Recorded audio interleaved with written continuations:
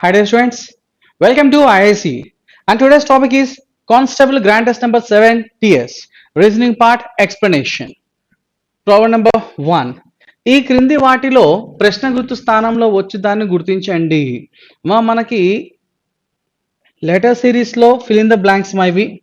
వీటిని మనం short cut చెప్పుకున్నాం కదా. ఏం చెప్పుకున్నాం? First count the number of elements count చేసుకుంటే మనకి ఎన్ని వస్తాయి?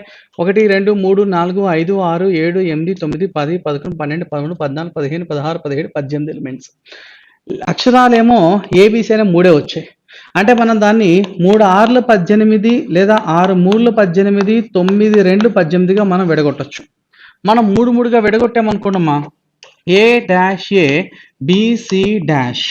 సో ఏ కింద బి వచ్చింది, ఒక అక్షరం కింద ఒక అక్షరం రాకూడదు. సో పోనీ ఏబిసి బిసిఏ ఏబిసి అలా వచ్చే అవకాశం ఉందిగా. సో నెక్స్ట్ చూస్తే కనుక ఏబి డాష్ ఉంది, కానీ ఏబిసి లేదుగా, అంటే అది సీక్వెన్స్ కాదు. అంటే 3 3 పనికిరావు. ఈసారి ఏం చేద్దామంటే 6 తీసుకుందామా. అంటే A dash A BC dash, దాని కింద AB dash dash C dash, దాని కింద BB dash dash BB dash CC dash అన్నాడు. మా ఏబిసి లేదుగా, ఇది కూడా పనికిరాదు. 9 ఛాన్స్ లేదు అమ్మా. ఇక్కడ ఈ షార్ట్ కట్ ప్రకారం మనకు పనిచేయలేదమ్మా. పనిచేయలేదు కాబట్టి ఇక మనం చేయాల్సిన రెండో ఆప్షన్ ఏంటంటే బై ద ఆప్షన్ వెరిఫికేషన్ ప్రకారం వెళ్ళాల్సిందే మనం, తప్పదు. కాబట్టి సో ఆప్షన్ సిని ఒకసారి నేను వెరిఫై చేద్దాం అనుకుంటున్నానమ్మా. సో వాడు ఇచ్చిన దాన్ని ఏ డాష్ ఏ బిసి, దానికి తప్ప వేరే ఛాన్స్ లేదు ఇక్కడ. ఎందుకంటే కామన్ ఎలిమెంట్స్ ఏమీ లేవు, అన్నీ కూడా ఇంక్రీజింగ్ ఆర్డర్లో కొన్ని పెరుగుతున్నాయి, కొన్ని తగ్గుతూ ఉన్నాయి. కాబట్టి దీనికి ఎటువంటి షార్ట్ కట్ పనిచేయదు. సో ఆర్డర్ కూడా సీక్వెన్స్ పనిచేయదు. Okay, so by the option verification చేసుకోవడమే మనం. సి ఆప్షన్ పెడితే ఫస్ట్ ఆఫ్ ఆల్ అన్ని ఆప్షన్స్లో మొదటిగా ఏనే ఉంది, అంటే ఇక్కడ ఖచ్చితంగా ఏనే ఉండాలి. అంటే ట్రిపుల్ ఏ బీసీ ఉంది. ఆ తర్వాత సి ప్రకారం, ఆప్షన్ సి ప్రకారం ఇక్కడ ఏముందమ్మా, ఏ, తర్వాత బిసి, తర్వాత ఏ బిసి ఉంది. ఒకసారి సీక్వెన్స్ జాగ్రత్తగా చూసుకుంటే కనుక triple A BC, double A double B double C, A triple B triple C. అమ్మా మొదటగా 3 ఏలు, ఒక బి ఒక సి ఉందమ్మా. ఏలేమో 3 ఉన్నాయి, బీసీలు ఒక్కొక్కటే ఉన్నాయి. ఆ తర్వాత నెక్స్ట్ స్టెప్లో మనకి ఏమైపోయిందంటే ఏ 3 ఉండే కాస్త 2 అయినాయి, ఒకటి తగ్గింది. బి ఒకటి పెరిగింది, సి ఒకటి పెరిగింది. 2 ఏలు 2 బిలు 2 సిలు. ఆ తర్వాత ఇందాక 3 ఉండేవి కాస్త ఏలు 2 అయినాయి, ఆ తర్వాత ఒకటే అయింది. ఆ తర్వాత బీలు ఇందాక ఒకటే ఉండేవి, తర్వాత 2 అయినాయి, ఇప్పుడు 3 అయినాయి చూడు. ఆ తర్వాత సీలు 3 అయినాయి. సో ఏలేమో తగ్గుతున్నాయి, బీసీలేమో పెరుగుతూ ఉన్నాయి. అది వాడి సీక్వెన్స్ వాడు చెప్పుకుంది. కాబట్టి answer is option C. Next క్రింది వాళ్ళలో ప్రశ్న గుర్తు స్థానంలో వచ్చు దానిని గుర్తించండి అంటున్నాడు. ఒకసారి ప్రైమ్ నెంబర్స్ చూసో, జాగ్రత్తగా చూడు. ఆ నెంబర్స్ అనే ప్రైమ్ నెంబర్స్, మనకి ప్రైమ్ నెంబర్స్ తెలుసు. 2 3 5 7 11 13 17 19 23 29 31 37 41 43 47 53 59 61 67 71 73 79 83 89 97. ఇవే కదా ప్రైమ్ నెంబర్స్. మనకి మొదటి 100లో ఉండే ప్రధాన సంఖ్యలు, 25 ప్రధాన సంఖ్యలు ఇవే. ఒకసారి క్లియర్గా 97 83 అంట అమ్మా. 97 తర్వాత దానికి డిసెండింగ్ ఆర్డర్ రాసుకుంటే 97 89 83 79 73 71 67 61 53 తర్వాత 47 43 కదా. ఒకసారి క్లియర్గా చూడు, జాగ్రత్త చూడమా.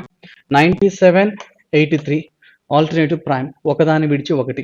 83 తర్వాత 73, ఒకదాన్ని విడిచి ఒకటి. 73 తర్వాత 67, దాని తర్వాత 59, దాని తర్వాత నాకు ఆల్టర్నేటివ్గా రావాల్సింది ఎవరు మా 47 47. కాబట్టి మన ఆన్సర్ ఏంటి మా option C only is the right answer. Next so క్రింది వాటిలో ప్రశ్న గుర్తు స్థానంలో వచ్చు దాన్ని గుర్తించండి అంటున్నాడు. అమ్మా ఈ నెంబర్స్ అన్నీ నాకు తెలుసుమా, ఇవి డైరెక్ట్గా మనకి స్క్వేర్లకి దగ్గరలో ఉన్నాయని నాకు ఐడియా వచ్చేస్తుంది, నాకు కనపడుతుంది అక్కడ. సో దీన్ని మనం 182ని ఎలా రాసుకుంటే 69 + 13గా రాసుకోవచ్చుమా. సో 9 + 2 9 + 3 12 1 7 8 1 సరిపోయిందా. అంటే దీన్ని మనం 13² + 13గా రాయొచ్చు. అలాగే 306ని మనం 289 + 17గా రాయొచ్చు. అంటే 17² + 17. అవునా? తర్వాత దీన్ని మనం 361 ప్లస్ 19గా రాయొచ్చు. 380ని అంటే 19 స్క్వేర్ ప్లస్ 19. ఒకసారి జాగ్రత్త చూస్తే 13, 17, 19 ఇవన్నీ కూడా ప్రైమ్ నెంబర్స్. 13, 17, 19 తర్వాత మనకు వస్తుంది 23 కదా ప్రైమ్ నెంబర్ ప్రకారం. సో 23 స్క్వేర్ ప్లస్ 23 ఉండాలి. అంటే 529 ప్లస్ 23 యాడ్ చేసి చూడు 552 వస్తుంది. సో ఇవన్నీ కూడా ప్రధాన సంఖ్యలు ప్రైమ్ నెంబర్స్. 13, 17, 19, 23 తర్వాత రావాలి 29 స్క్వేర్ కదా. సో 29 స్క్వేర్ ప్లస్ 29 అంటే 841 ప్లస్ 29. 841కి 29 యాడ్ చేసి చూడమా, మనకి 870 వస్తుంది. సో ఆ తర్వాత మనకు రావాల్సింది 13, 17, 19, 23, 29 తర్వాత 31 కదమ్మా. 31 స్క్వేర్ ప్లస్ 31 అంటే 961 ప్లస్ 31 యాడ్ చేస్తే మనకు వస్తుంది 992. 31 స్క్వేర్ ప్లస్ 31. సో వాళ్ళ లాజిక్ ఏంటంటే n square plus n of the primes.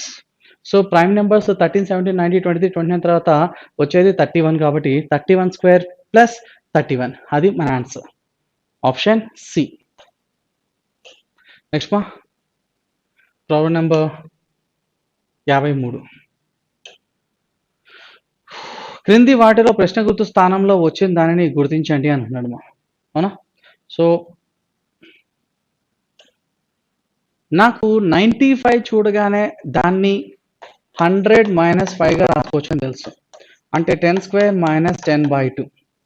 దీన్ని 121 ప్లస్ 5గా రాస్తే 5.5గా రాసుకోవచ్చు. అంటే 126.5 అవుతుంది. అంటే 11 స్క్వేర్ ప్లస్ 11/2. తర్వాత దీన్ని 144 మైనస్ 6 అనొచ్చు. అంటే 12 స్క్వేర్ మైనస్ 12/2గా రాయొచ్చు. ఆ తర్వాత దీన్ని 169 ప్లస్ 6.5గా రాసుకోవచ్చు. అంటే 13 స్క్వేర్ ప్లస్ 13/2గా రాయొచ్చు. అవునా? ఆ తర్వాత 196 మైనస్ 7గా రాయొచ్చు. అంటే 14 square minus 14/2 that is equal to 189. ఆ తర్వాత మనం దాన్ని 225 ప్లస్ 8గా రాసుకోవచ్చు. అంటే 15 స్క్వేర్ ప్లస్ 8 కదమ్మా 7.5 క్షమించాలి. So that is equal to 232.5గా రాసుకోవచ్చు. 15 వెళ్ళిపోతే తర్వాత మనం రాయాలి 16. 16 స్క్వేర్ మైనస్ 16/2. 16 స్క్వేర్ అంటే 256 మైనస్ 8. దాన్ని తీసేస్తే మనకు వస్తుంది 248. And my answer is option D. అంటే ఆల్టర్నేటివ్గా ఒకదాన్ని విడిచి ఒకటి ఎలా ఉందంటే N square minus n/2, N square plus n/2, N square minus n/2, N square plus n/2. ఆ విధంగా సహజ సంఖ్యలు న్యాచురల్ నెంబర్స్ని అసెండింగ్ ఆర్డర్ ఆరోహణ క్రమంలో వాడు చేస్తూ ఉన్నాడు. దాని ప్రకారంగా answer 248 is my answer. Next problem number 54. ప్రశ్న స్థానంలో వచ్చు దాన్ని గుర్తించండి. మా ఒక్కసారి ఆ నెంబర్స్ని కనుక నువ్వు జాగ్రత్తగా చూస్తే 40/1200, 30/1500, తర్వాత 20/1400 తర్వాత వచ్చేది ఎవరు అని అడుగుతున్నాడు కదా. సో 40, 50, 40, 30, 20 అనగా తర్వాత 10 రావాలి. న్యూమరేటర్ మొత్తం కూడా 10 ఉన్నాయి. ఒక్క సి ఆప్షన్లో తప్ప తీసి పక్కనే దాన్ని. తర్వాత 500, 1200 అంటే ఇంటూ 2 ప్లస్ మరి అంత అయితే ఉంటుందిగా. సో 700 యాడ్ చేశాడు. ఇది 3 యాడ్ చేశాడు. అది 100 తగ్గింది. సో ఆర్డర్ లేదు. అమ్మ మనం 50/500 అంటే 50 ones 50 10s అంటే 1/10 రాసుకోవచ్చా. 40 ones 40 30s అంటే 1/30. 30 ones 30 50s 1/50. 20 ones 20 70s 1/70. So తర్వాత వచ్చేది ఎవరు అమ్మ 10 20 యాడ్ చేస్తే 30, 30 20 యాడ్ చేస్తే 50, 50 20 యాడ్ చేస్తే 70. ఆ తర్వాత రావాలి 1/90. 1/90 ఉండాలి. అంటే నాకు క్యాన్సిలేషన్స్ వచ్చిన తర్వాత 1/90 కదా. దేంతో మనం న్యూమరేటర్ వాల్యూస్తో. సో 1/90 రావాలి కదా క్యాన్సిలేషన్ చేస్తే. అంటే పైన ఒక 0 కింద ఒక 0 కలిపాము అనుకో అదేమవుతుంది 10/90 వచ్చేది 900గా. సో మనకున్న ఆప్షన్స్లో 10/900 ఉందా? ఉంది. ఎందుకంటే ఇక్కడ 50, 40, 30, 20 తర్వాత 10 రావాల్సింది. సో పైన 10 ఉందంటే అంటే మామూలుగా అయితే 1/90 పైన 0 కలిపితే కింద 0 కలపాలి. అంటే మన ఆన్సర్ ఏంటి 10/900. And my answer is option B. Second option only is the right answer. Next problem number 55. Identify which of the following can replace the question mark. క్రింది వాటిలో ప్రశ్న గుర్తు స్థానంలో వచ్చు దానిని గుర్తించండి అని అడుగుతున్నాడు అమ్మా. సో 1i8 అంట అమ్మా. ఐ అనగా 9, 9 స్క్వేర్ 9 స్క్వేర్ 81, 8 ఇక్కడ 1 ఇక్కడ మధ్యలో ఉండేది ఐ. 1i8 సరిపోయిందా. హెచ్ అంటే 8, 8 స్క్వేర్ 864, 6 ఇటు 4 ఇటు మధ్యలో 8, 4h6 సరిపోయిందా. తర్వాత జి అంటే 7, 7 49, 4 9 మధ్యలో జి 9g4 సరిపోయిందా. ఆ తర్వాత ఎఫ్ అంటే 6, 6 స్క్వేర్ 36, 3 ఇక్కడ 6 ఇక్కడ మధ్యలో ఎఫ్ 6f3 సరిపోయిందా. సో ఇక్కడ తర్వాత వచ్చేది మనం చూడాలమ్మా. 9, 8, 7, 6 తర్వాత వచ్చేది ఎవరు? 5గా. 5వ అక్షరం ఎవరు? ఈ. 5 స్క్వేర్ 25, 2 ఇక్కడ 5 ఇక్కడ మధ్యలో ఈ అంటే 5e2. అది మన answer. Answer is option A. First option only is the right answer. Next మా. If a meaningful word can be formed by rearranging the word letters U, S, C, A, L, A, the first letter of the word so formed is the answer. What is the letter? U, S, C, A, L, A అక్షరములను అర్థవంతమైన క్రమములో అమర్చగా ఏర్పడు పదం యొక్క చివరి అక్షరం సమాధానం కాగలదు. ఆ అక్షరం ఏది అంటున్నాడు అమ్మా.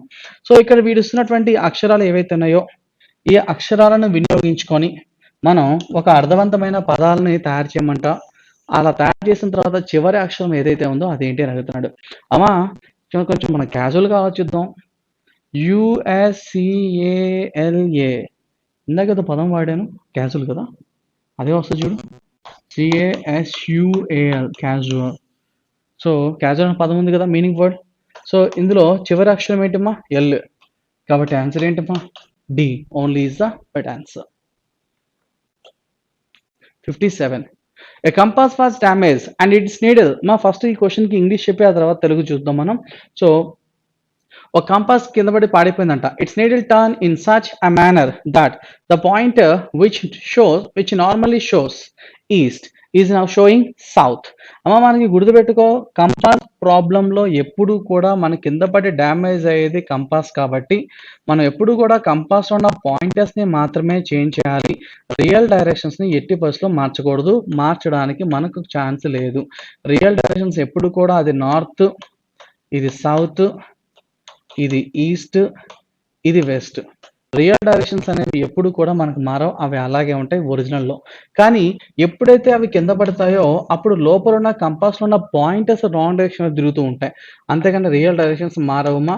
ఇవి ఎప్పుడు కూడా నార్త్ పైనే ఉంటుంది, ఇది ఎప్పుడు సౌత్ కిందనే ఉంటుంది, ఇది ఈస్ట్ డైరెక్షన్, ఇది వెస్ట్ డైరెక్షన్లో ఉండాలి. Okay.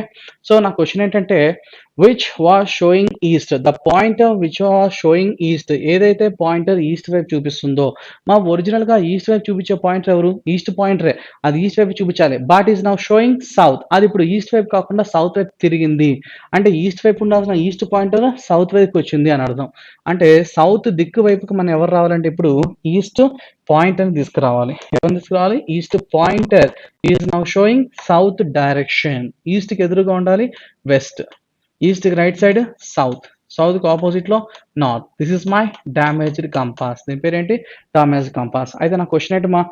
So 1 person is went toward the west as per the above compass. ఈ చెడిపోయిన ఈ డ్యామేజ్డ్ కంపాస్ ప్రకారం ఒక వ్యక్తి ఎటువైపు వెళ్తున్నాడంటే వెస్ట్ వైపు వెళ్తున్నాడు. He went toward the west as per the చెడిపోయిన compass, as per the damaged compass. So ఈ చెడిపోయిన కంపాస్ ప్రకారం వాడు వెస్ట్ వైపు వెళ్తుంటే రియల్ గా డైరెక్షన్ ఏంటి? North. And my answer is option A. Right. So Telugu చూద్దామా. ఒక దిక్సూచి దెబ్బతినింది మరియు దాని యొక్క పాయింటర్ తూర్పు వైపు చూపించేలా ఉండేది, కానీ ఇప్పుడు అది దక్షిణ దిశగా ఉన్నది. అమ్మా ఇందాక మనం చెప్పుకున్నాక మనకి ఎప్పుడు కూడా చెడిపోయిన కంపాస్లో డైరెక్షన్స్ ఎప్పుడు మనం మార్చడానికి కుదరదుమా. సో ఈ మన పైన ఉండేది ఉత్తరం అయితే, మన కింద ఉండేది దక్షిణం అవుతుంది, మనకి కుడి చేతి వైపు ఉండేది తూర్పు అవుతుంది, మన ఎడమ చేతి వైపు ఉండేది పడమర అవుతుంది. అవునా? సో అవి మారవు, మారకూడదు. సో అయితే ఒరిజినల్గా వాడు ఏం చెప్తున్నాడు చూడమ్మా. ఎప్పుడు కూడా ఉత్తరం వైపు చూపించేదా తూర్పు వైపు చూపించే పాయింటర్ దాని పాయింటర్ తూర్పు వైపు చూపించేదిలా ఉండేది, కానీ ఇప్పుడు అది దక్షిణ దిశకు చూపిస్తుంది. అంటే తూర్పు వైపు చూపించాల్సిన పాయింటర్ తూర్పు వైపు కాకుండా దక్షిణ వైపు ఉండాలి. అంటే ఇక్కడ దక్షిణ దిశకు ఉండే పాయింటర్ పేరు ఎవర్రా అంటే తూర్పు. తూర్పునకు ఎదురుగా ఉండాలి పడమర, తూర్పు కుడి చేతి వైపు దక్షిణము, దక్షిణానికి ఎదురుగా ఉండాలి ఉత్తరము. ఇలా మార్చుకున్న తర్వాత ఇది కదా మనం చెడిపోయిన కంపాస్. వాడేమంటున్నాడు, ఇప్పుడు ఈ దిక్సూచి ప్రకారం ఒక వ్యక్తి పడమర వైపు వెళ్తున్నట్లయితే, మా పడమర అంటే ఆ దిక్సూచి ప్రకారంగా పైకేగా, సో పడమర వైపు వెళ్తున్నట్లయితే అతను ఒరిజినల్ గా వెళ్తున్నటువంటి ఏ దిశలో వెళ్తున్నాడు అంటే ఉత్తరం దిశలోకి వెళ్తున్నాడు. Answer is option A. Next problem number 58. Divakar starts, first English చెప్తాను తర్వాత మన తెలుగులోకి వచ్చేస్తాను. Okay, Divakar starts and travels 14 kilometers north. Then he turns to his left and travels 30 kilometers. From there, he turns to his right and travels 2 kilometers again. He turns to right and travels 6 kilometers, and finally he travels 9 kilometers toward the south direction. How far is he from his home now? What distance మాత్రమే మనకు అడుగుతున్నాడు మా, అవునా? So distance అడిగితే మనం హ్యాపీగా short cut పని చేసుకోవచ్చుగా, short cut వాడుకుందామా? So Diwakar వాళ్ళ ఇంటి దగ్గర నుంచి ప్రారంభమయ్యాడు. ఫస్ట్ ఎటువైపు వెళ్ళాలంటే 14 కిలోమీటర్స్ నార్త్ కి వెళ్ళడం జరిగింది. సో నార్త్ వైపుకి 14 కిలోమీటర్స్ ట్రావెల్ చేశాడు. ఆ తర్వాత ఏమైంది, then he turns to his left. మన నార్త్ కి లెఫ్ట్ ఎడమ చేతి వైపు ఉండేది west direction. So left turn తీసుకొని ఎటు వెళ్ళాడంటే ఆయన ట్రావెల్స్ 30 కిలోమీటర్స్. ఎంత వెళ్ళాడంటే 30 కిలోమీటర్స్ వెళ్ళాడంట. ఫ్రమ్ దేర్ అక్కడ నుంచి he travels to his right, అక్కడ నుంచి మళ్ళీ కుడి చేతి వైపు. వెస్ట్ కుడి చేతి వైపు అంటే ఎవరు, నార్త్. సో రైట్ టర్న్ తీసుకున్నాడు నార్త్ కి అండ్ ట్రావెల్స్ 2 కిలోమీటర్స్, అక్కడ నుంచి 2 కిలోమీటర్స్ వెళ్ళాడంట. And again he turns to his right, north కి కుడి చేతి వైపు అంటే ఈస్ట్. సో రైట్ టర్న్ తీసుకొని ఏం చేశాడు, అండ్ ట్రావెల్స్ 6 కిలోమీటర్స్, అక్కడ నుంచి 6 కిలోమీటర్ ప్రయాణించాడు. And finally he travels 9 kilometres toward the south. And చివరిగా వాడు సౌత్ వైపుకి వచ్చాడమా 9 కిలోమీటర్లు రావడం జరిగింది.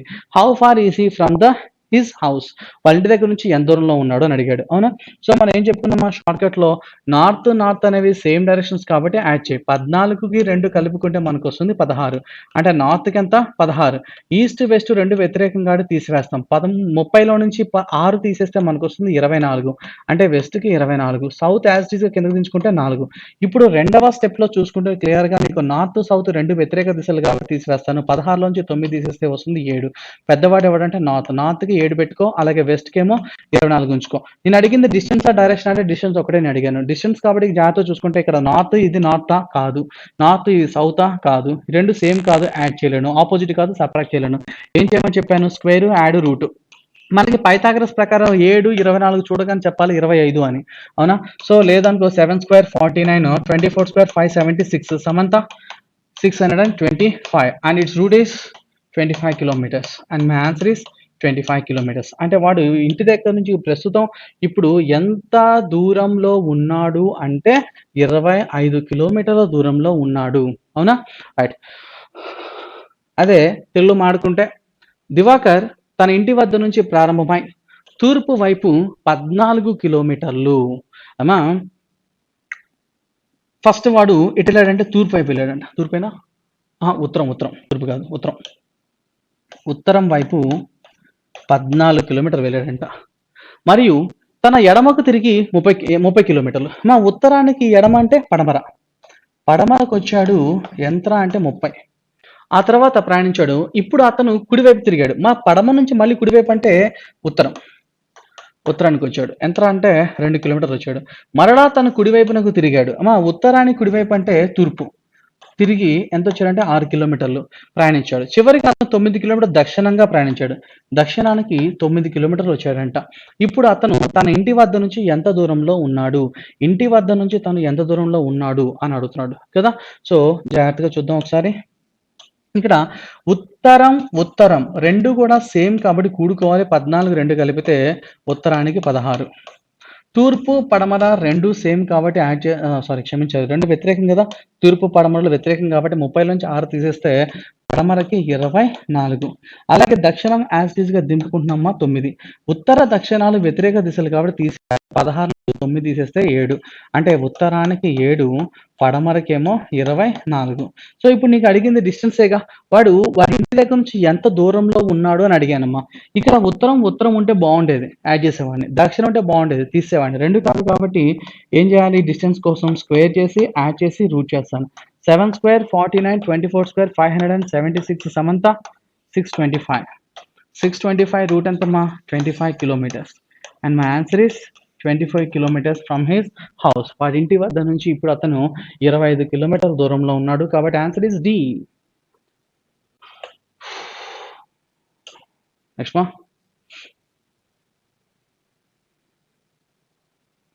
మా ఇక్కడ మనకు ఒక మాట పర్లేదు. అండ్ స్టాప్ కవరింగ్ 1.5 సైడ్స్ అనేది ఉండాలి. ఇక్కడ త్రిభుజంలో 1/2 భుజం నడిచిన తర్వాత అనేది ఉండాలమ్మా. From the given equilateral triangle below, Rakesh, Lokesh and Bhagat run along the sides in clockwise direction and stop covering 1.5 sides. Which of the following statement is true? మనకు ఒక చిత్రపటం ఇవ్వడం జరిగిందంట. ఈ చిత్రపటంలో వాడు ఏమి ఇచ్చాడంటే త్రిభుజం ఇచ్చాడు, ఈక్విలేటర్ ట్రయాంగిల్. ఇక్కడ రాకేష్ ఉన్నాడంట, ఇటు భగత్, ఇటు లోకేష్.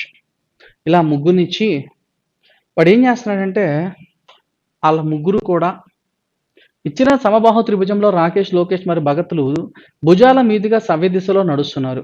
మరియు ఒక్కొక్కరు సమబాహు త్రిభుజంలో ఒకటిన్నర భుజం నడిచిన తర్వాత ఆగిపోయారంట. మా జాగ్రత్త చూస్తే ప్రతి ఓడు సవ్య దిశలో నడవాలి కదా. ఇది త్రిభుజం అనుకుంటున్నాను. ఇక్కడ ఉండవలసిన రాకేష్ 1.5 భుజం నడిచాడు అంటే ఇక్కడికి వచ్చినట్టేగా. అంటే ఇప్పుడు ఇక్కడ ఎవడున్నాడు, రాకేష్ ఉన్నాడు మనకి. ఇక్కడ ఉండవలసిన భగత్ 1.5 భుజం నడిచాడంటే ఇక్కడ భగత్ రావాలి. ఇక్కడ ఉన్న లోకేష్ 1.5 నడిచాడంటే ఇక్కడ లోకేష్ రావాలి. ఇక్కడ లోకేష్ వచ్చాడు, అవునా? సో ఇప్పుడు జాగ్రత్త క్లియర్గా చూసుకుంటే అందరూ 1.5 కాబట్టి ఇక్కడ ఈక్వల్ డిస్టెన్స్, ఇక్కడ ఈక్వల్ డిస్టెన్స్ అయితే ఇవి కూడా ఈక్వల్ డిస్టెన్స్లోనే ఉంటాయి. ఓకే, సో వాడు అడుగుతున్న క్వశ్చన్స్ అంటే which of the following is true. ఇచ్చిన ఆప్షన్స్ ఏబిసిడిలో ఏది నిజం అని అడుగుతున్నాడు అమ్మా. ఫస్ట్ ఆప్షన్ ఏ చూడు, Lokesh is the west of Bhagat. మా భగత్కి వెస్ట్ వైపులో లోకేష్ ఉన్నాడా? భగత్కి ఈస్ట్ వైపు ఉన్నాడు, అంటే తూర్పు వైపు ఉన్నాడు, అంతేగాని వెస్ట్ కాదు. భగత్కు పడమర వైపు ఉన్నాడా లోకేష్? తూర్పు వైపు ఉన్నాడు కానీ పడమర కాదుగా, అంటే first option wrong. Second option, Rakesh is to the south west of Lokesh. అమ్మా లోకేష్కి ఇది నైరుతి, లోకేష్కి నైరుతిలో రాకేష్ ఉన్నాడు, అంటే సౌత్ వెస్ట్ అంటే నైరుతినేగా. లోకేష్కు నైరుతి దిశలో రాకేష్. Yes, right. కాబట్టి answer is B. Second option only is the right answer. మిగతా ఎందుకు కాదో చూడు. Lokesh is to the north west of Rakesh. మరి రాకేష్ లోకేష్ ఈశాన్య దిశలో ఉన్నాడు, నార్త్ ఈస్ట్ వైపు ఉన్నాడు, కానీ వాడు నార్త్ వెస్ట్ అంటున్నాడు, తప్పు కదా. వాయువులో ఉంటున్నాడు, ఈశాన్యం ఉన్నాడు తీసుకొచ్చి వాయువు అంటవే, తప్పు కదా. Bhagat is to the north east of Rakesh. రాకేష్కి భగత్ అనేవాడు వాయువ్యంలో ఉన్నాడు, అంటే నార్త్ వెస్ట్ లో ఉన్నాడు, వాడు నార్త్ ఈస్ట్ అన్నాడు, తప్పు కదా. నార్త్ వెస్ట్ అంటే వాయువ్యంలో ఉన్నాడు, వాడు ఈశాన్యం అని చెప్తాడు, తప్పు కదా. కాబట్టి మన ఆన్సర్ ఏంటమ్మా? B only is the right answer. ఒక స్కూల్లో exercise teacher is exercising through certain codes. 1 means run. ఒక స్కూల్లో ఎక్సర్సైజ్ చేస్తున్నారంట. 1 అనగానే రన్ చేయాలి, 2 అనగానే స్టాప్ చేయాలి, ఆగిపోవాలి, 3 అనగానే నడవాలి, 4 అంటే కూర్చోవాలి, 5 అనగా ఆగాలంట. Then which of the following instruction comes next. వాడు ఇచ్చినటువంటి కోడ్ ప్రకారం వాడేదో కోడ్ కొన్ని నెంబర్లు ఇచ్చాడు, దాని తర్వాత వచ్చేది ఏంటి కనుక్కోమంటున్నాడు. ఇదే తెలుగులో మాడుకుంటే, ఒక స్కూల్ వ్యాయామ టీచర్ కొన్ని కోడ్లను ద్వారా వ్యాయామం చేయిస్తున్నారు. 1 అనగా పరిగెత్తాలి, 2 అనగా ఆపేయాలి, 3 అనగా నడవాలి, 4 అంటే కూర్చోవాలి, 5 అంటే ఎదురు చూడాలి. అయితే దాని తర్వాత వచ్చేది ఎవరు అని అన్నాడు. నువ్వు క్లియర్గా అబ్జర్వ్ చేసుకుంటే ఇక్కడ 5 4 3 2 1 5 వచ్చాయి. తర్వాత 4 3 2 1 5 5 ఎగిరిపోయి ఈ 5 ఇటు వచ్చింది చూడు కుడి చేతి వైపు. తర్వాత ఇటు వచ్చింది చూడు. తర్వాత 3 2 1 5 4 4 ఇటు వెళ్ళి వచ్చింది చూడు. తర్వాత 3 పోయి 2 1 5 4 3 వచ్చింది చూడు. ఆ తర్వాత ఏమొచ్చింది 1 5 4 3 2 ఉండాలి ఇక్కడ. అవునా కదా, 5 నెంబర్స్ అవే రిపీట్ అవుతున్నాయి, షఫల్ అవుతా ఉన్నాయి. అవునా, 2 అనగా ఏమన్నాడు మనకి ఇక్కడ, ఆపివేయమన్నాడు. ఆపేయడం అంటే స్టాపేగా, ఆపివేయట. Answer is B, second option, stop. Option B, second option.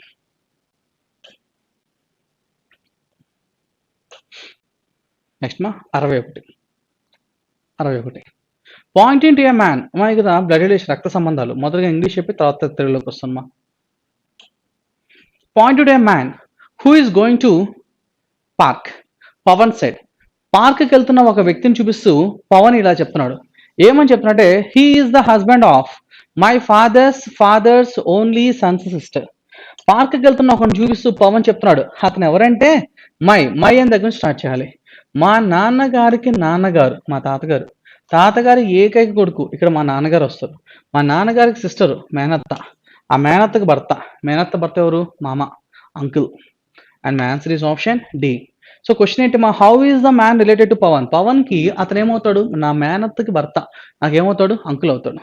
So ఇదే మనం బొమ్మ ప్రకారం చూసుకుంటే, మా ఆఫ్కి బిఫోర్ అంతా వదిలేసి ఆఫ్ తర్వాత వచ్చే మై దగ్గర నుంచి క్వశ్చన్ స్టార్ట్ చేయాలని చెప్పుకున్నాం మనం. పవన్ అంటే అబ్బాయిగా, పవన్ ఏం చెప్తున్నాడు, మై ఫాదర్స్ ఫాదర్, పవన్ వాళ్ళ నాన్న, ఆ తాతగారికి ఓన్లీ సన్ అంటే పవన్ వాళ్ళ నాన్న, ఆయనకి సిస్టర్ అంటే పవన్ వాళ్ళ మేనత్త, ఆ సిస్టర్కి భర్తే అతను, అంటే మేనత్త భర్త ఎవరు, మామయ్య.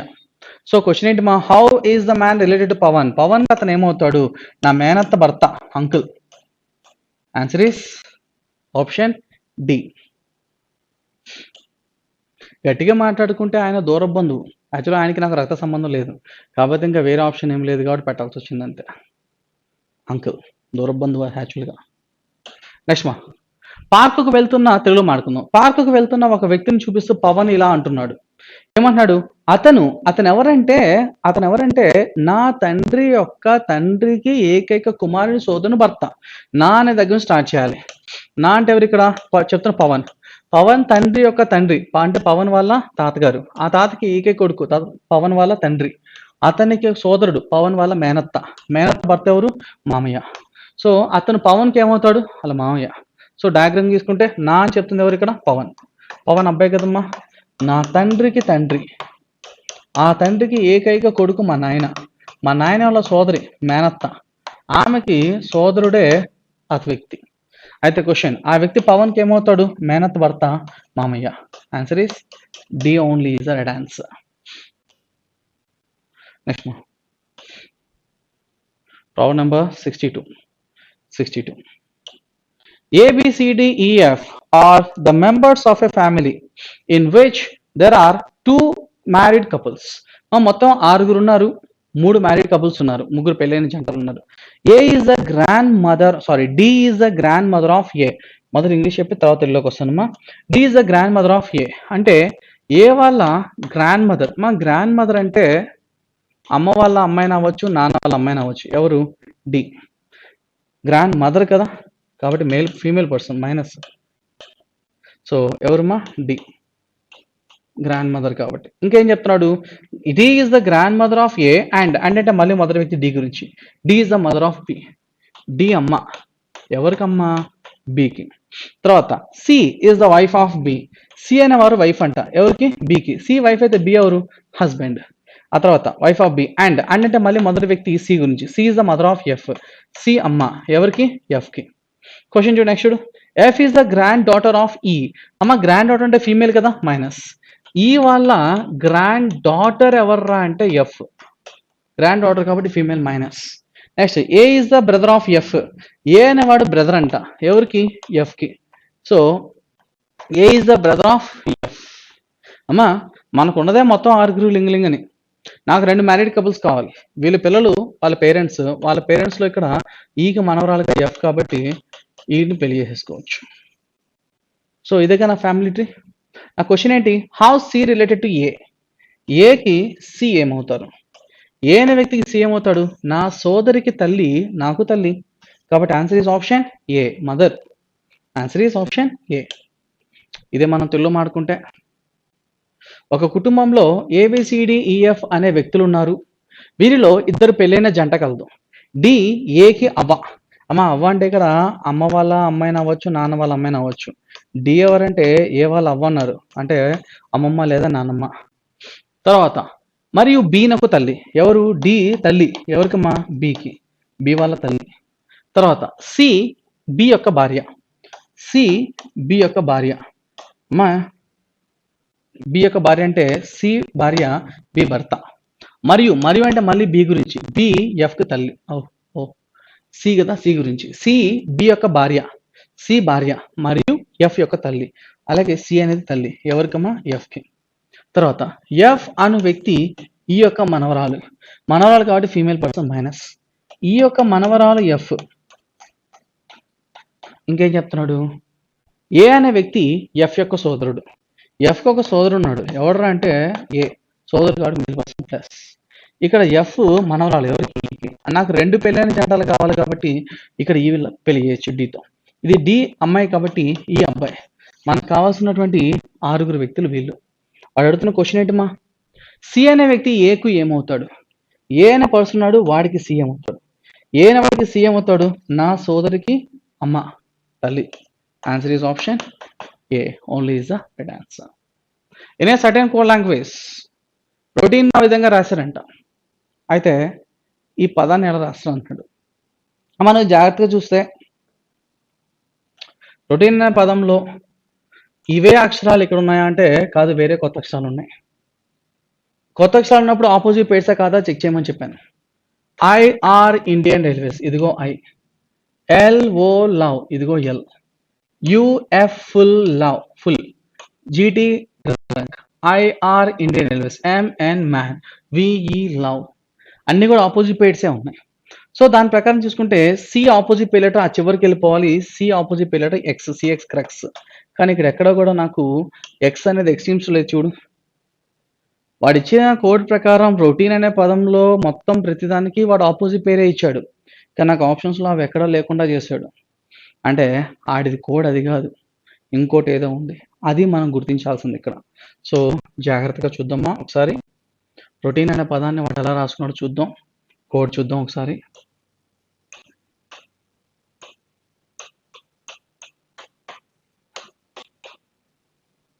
రొటీన్ అనే పదాన్ని అలా రాశాడు చూడు.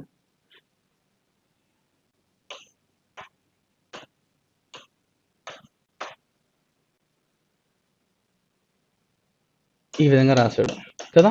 అయితే వాడు అడుగుతున్నాడు మనల్ని CRUELTY, దీని ఎలా రాస్తాం అడుగుతున్నాడు. మా మధ్యలో ఉండే అక్షరాన్ని నువ్వు చూస్తే టీజీ గ్రాంట్ ఆపోజిట్ పేరు అయింది. తర్వాత ఆర్ అంటే 18, 15, 21. ఇది 9, ఇది 14, ఇది 5, 9, 12, 6, 18, 13, 22. మా 18 రానే ఉంది అంటే +0. 15 13 అయింది -2. 21 22 అయింది +1. 9 9గానే ఉంది +0. 14 12 అయింది -2. 5 6 అయింది +1. 0 -2 +1. అదే ఉంది చూడు అక్కడ కూడా ఇక్కడ. సో మిడిల్లో ఉన్న నెంబర్కి లెటర్కి మనం ఆపోజిట్ పేరు తీసుకుంటే విఈ లవ్. సో ఇక్కడ +0 -2 +1. సో సిసి 18 నుంచి 2 తీసేస్తే 16P, 21కి 1 కలిపితే 22V. తర్వాత ఎల్ +0. అమ్మా ఇలా రావాలి, ఆర్డర్ మాత్రం మారద్దు. సో ఎల్ ఇక్కడే ఉంటుంది.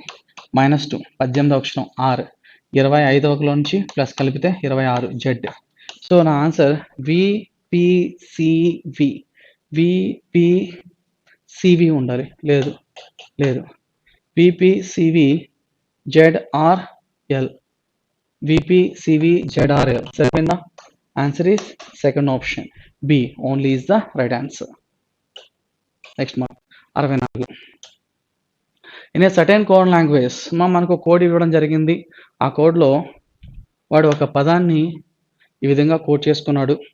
అయితే ఎస్టాబ్లిష్ని ఏ విధంగా కోడ్ చేస్తాడు అని మనకు పడుతున్నాడు మా. సో GERMINATION జర్మిటేషన్ వాడు ఎలా రాశాడమ్మా? IMGRENATION NNOAIT ఈ విధంగా రాస్తున్నాడు. నువ్వు క్లియర్గా అబ్జర్వ్ చేసుకుంటే వాడిచ్చిన పదం వాడిచ్చిన కోడ్ రెండు ఒకటే అక్షరాలు. చూడు ఎన్ కింద ఎన్నే ఉందిగా, పక్కన పెట్టే ఇటు 5 అటు 5 మొత్తం 11 అక్షరాల పదం ఇది కదా. మా ఎంఐ చివరి రెండు అక్షరాలు రివర్సే ఐఎం అయింది. జిఈఆర్ కదా, జిఆర్ఈ అయింది చూడు, జిఆర్ఈ కదా. చివర ఉన్న ఓఎన్ రివర్స్ చేస్తే ఎన్ఓ అయింది చూడు, ఏఐటి సరిపోయిందా. అదే ఇక్కడ మనం ఎస్టాబ్లిష్ కోసం వాడుకుంటే అదే లాజిక్ ప్రకారం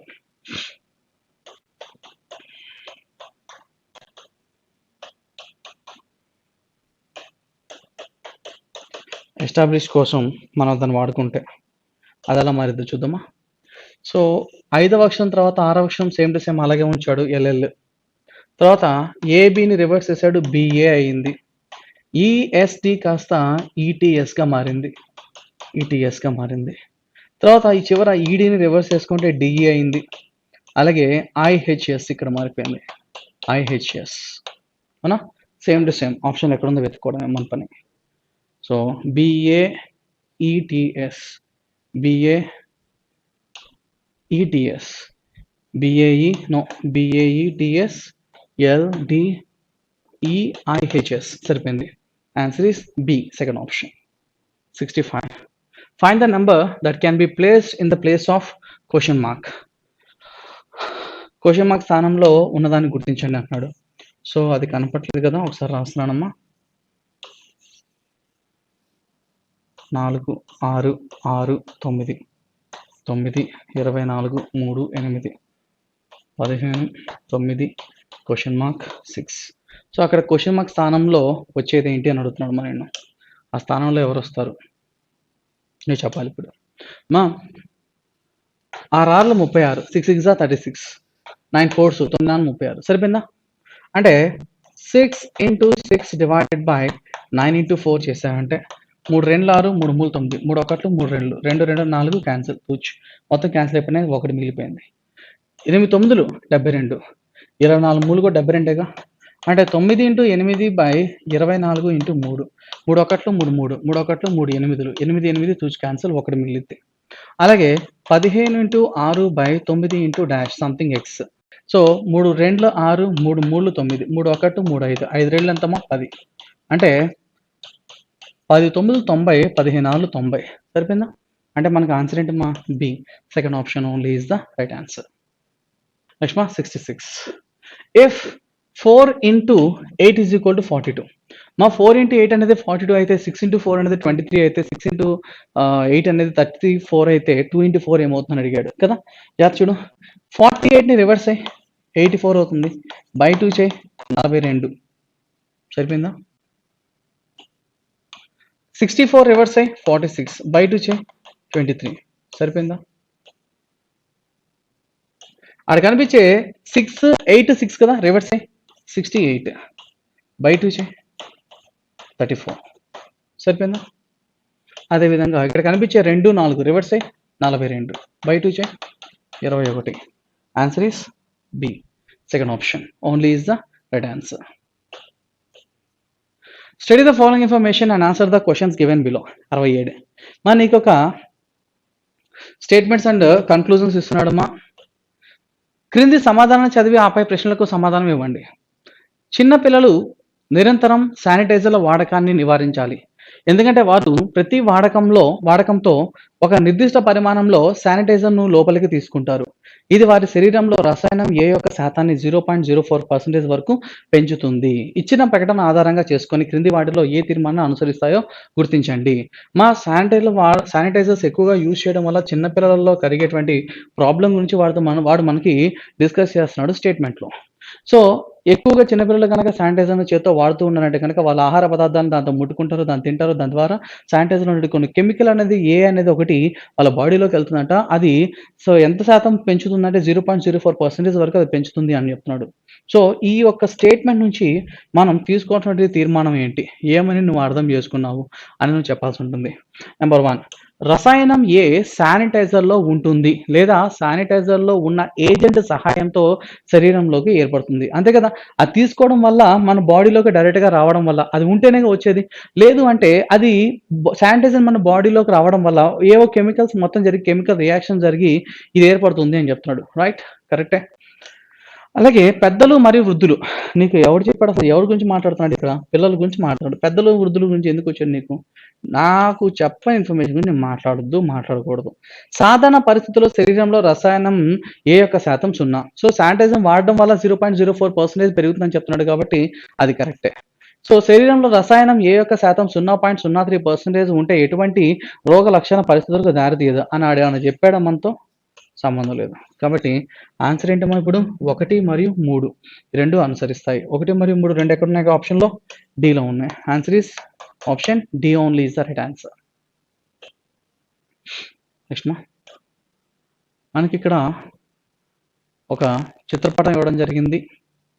ఇందులో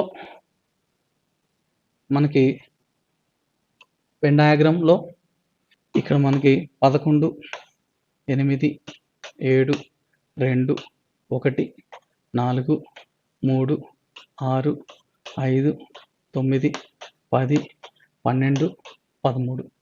సో ఈ విధంగా మనకి చిత్రపటం ఇవ్వడం జరిగిందమ్మా. అయితే వాడు దాన్ని వివరిస్తున్నాడు మనకి ఏదో ఉపయోగించి. ఏమో చెప్తున్నాడు? క్రింద ఇవ్వబడిన వెన్ చిత్రంలో చతురస్రం స్త్రీలను, చతురస్రం ఇక్కడ ఉంది కదా, ఇది చతురస్రమ్మా. ఇది మనకి ఎవరిని సూచిస్తుంది అంటే స్త్రీలను సూచిస్తుంది. చతురస్రం స్త్రీలు అంటే ఈ చతురస్రం కాని వాళ్ళందరూ కూడా పురుషుల లెక్కనే. తర్వాత త్రిభుజం ప్రభుత్వ ఉద్యోగంలో ఉన్నవారిని, అమ్మా త్రిభుజాకారం ఏదైతే ఉందో ఇది ప్రభుత్వ ఉద్యోగస్తులను సూచిస్తుంది. తర్వాత వృత్తం చదువుకున్న వారిని, ఈ వృత్తంలో ఉన్నవారు మాత్రమే చదువుకున్నవారు, వృత్తానికి బయట ఉన్నవారు ఎవరు కూడా చదువులేని వాళ్ళే.